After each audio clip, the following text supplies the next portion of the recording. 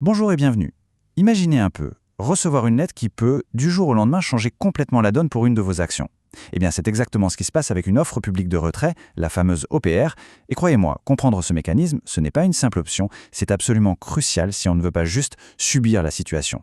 Alors, mettons-nous en situation. On détient quelques actions dans une entreprise, tout va bien. Et puis, tout d'un coup, l'actionnaire majoritaire, le gros poisson si on veut, annonce qu'il veut tout racheter, absolument tout, y compris nos précieuses actions. Alors, est-ce que c'est la panique à bord? Pas forcément non. On va voir ensemble ce que ça veut dire concrètement. Cette situation, elle a un nom. Ça tient en 3 lettres, OPR, offre publique de retrait.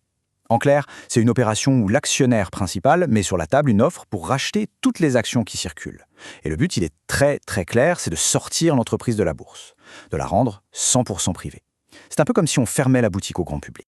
Bon, entrons un peu plus dans le détail. C'est quoi, au juste, une offre publique de retrait? Et surtout, quelles sont les implications pour l'entreprise, mais aussi, et c'est ce qui nous intéresse, pour les actionnaires?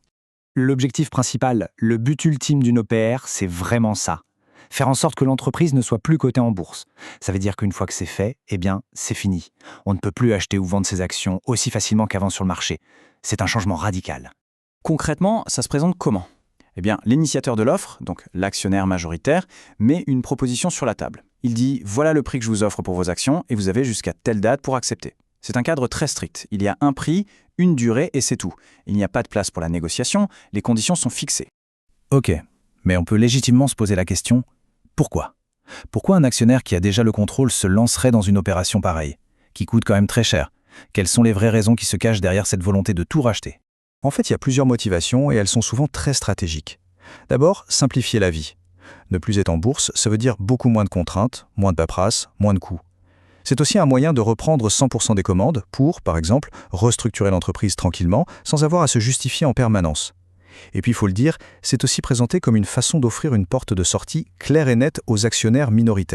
Alors attention, petit point de vigilance, il ne faut pas tout mélanger. On entend souvent parler d'OPA, d'OPR, c'est pas la même chose.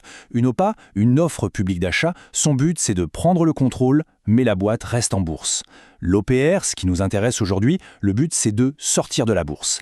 Et puis il y a le retrait obligatoire qu'on appelle aussi squeeze out. Là c'est l'étape d'après, c'est l'acte final où on force les derniers récalcitrants à vendre leurs actions, on y reviendra.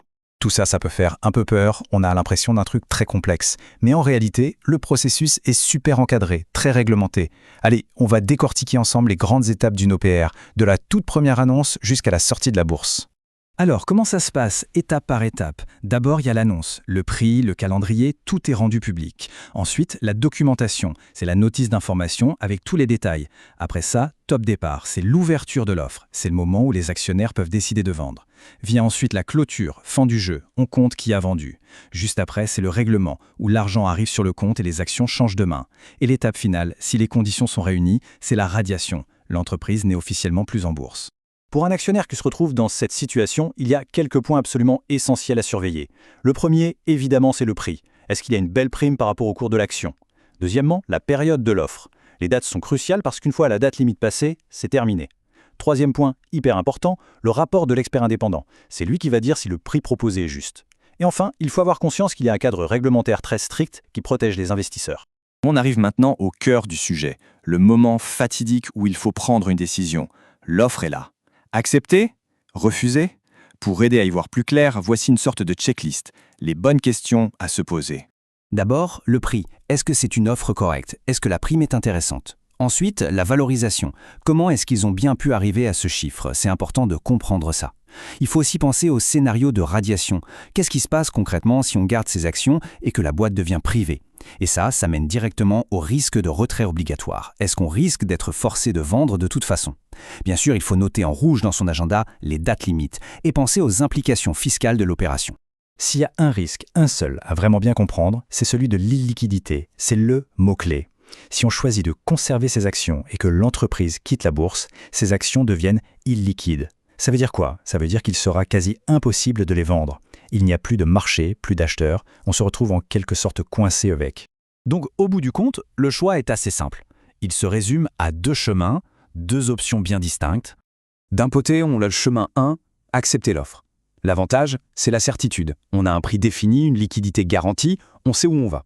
L'inconvénient, c'est qu'on peut trouver que le prix n'est pas assez élevé. De l'autre côté, le chemin 2, refuser. Là, on prend un risque. Le risque, c'est que les actions deviennent invendables si la société est radiée. Et pire, on pourrait être forcé de vendre de toute façon à la fin via le retrait obligatoire. Et ça nous amène à la question que tout le monde se pose évidemment. Est-ce qu'on est obligé de participer à une OPR? La réponse est un peu subtile. C'est un non mais. Au début, pendant la période de l'offre, c'est un choix. Personne ne peut forcer la main d'un actionnaire. Mais si à la fin de l'offre, l'acheteur a réussi à rassembler un très grand pourcentage des actions, généralement plus de 90%, alors il peut déclencher le retrait obligatoire. Et là, le choix disparaît. La vente devient obligatoire pour tous les actionnaires qui restent au même prix. Ce qui nous laisse avec cette grande question pour conclure. Une offre publique de retrait, au fond, c'est quoi? Une sortie de secours honorable pour les petits porteurs ou bien un ultimatum qui ne dit pas son nom? Il n'y a pas de réponse toute faite. Tout dépend vraiment des détails de chaque offre, et c'est à chaque investisseur de peser le pour et le contre. Une chose est sûre, c'est une décision qui ne se prend jamais à la légère.